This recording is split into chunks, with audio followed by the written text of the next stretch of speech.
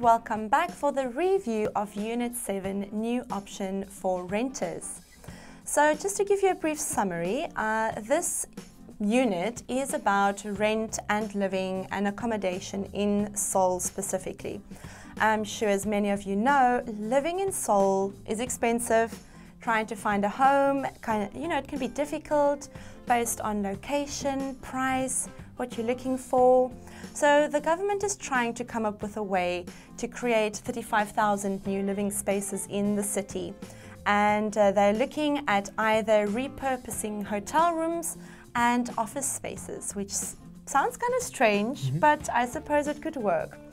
But just to give a little more information about how Korean people or people in Seoul generally rent and live in spaces is a term called jeonse. I'm sure viewers would definitely know what jeonse means. It's basically this big amount, a big deposit. People have to come up with half the market value of the property. You give this to the owner, you can live rent-free. Come up with. Come up with. How do you feel about living long-term in a hotel? Well, it wouldn't function like a hotel, Yes. I don't think. Right. But that idea is not too far distant from like living in these luxury condos that some cities might have. Right. They do have like maid cleaning service, and you live above a hotel. Right. You know, they have those all across the world. How about for you? No, same. I do know across the world something similar, there's something similar.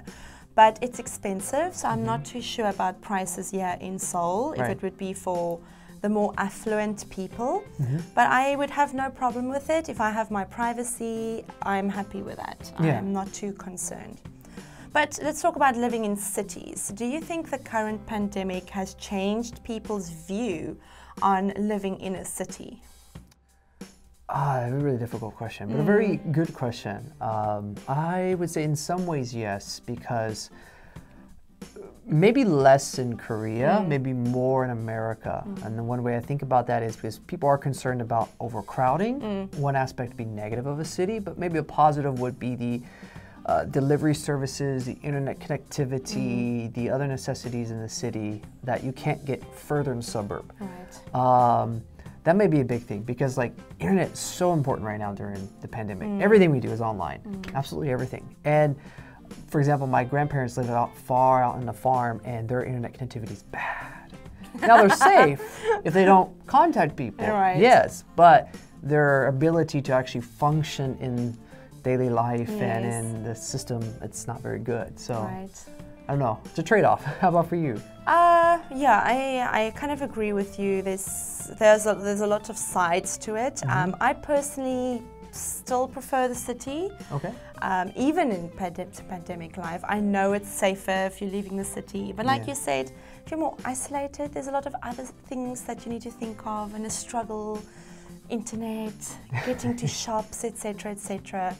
So I don't know, I haven't seen people really leave the city as much permanently. Just on weekends people will go out. Yeah.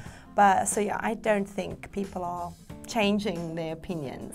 That is it then, and please join us again next time.